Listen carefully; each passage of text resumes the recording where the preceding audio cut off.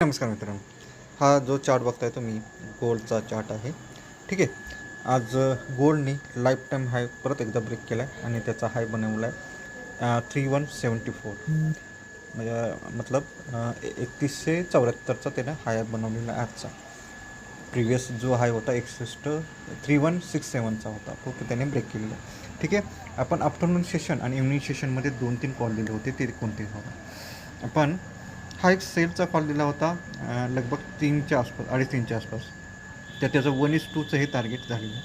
त्यानंतर आपण अपडेट केला होता हा कॉल 3126च्या खाली तो सेल होता आणि 3129च्या वरती तो बाय होता.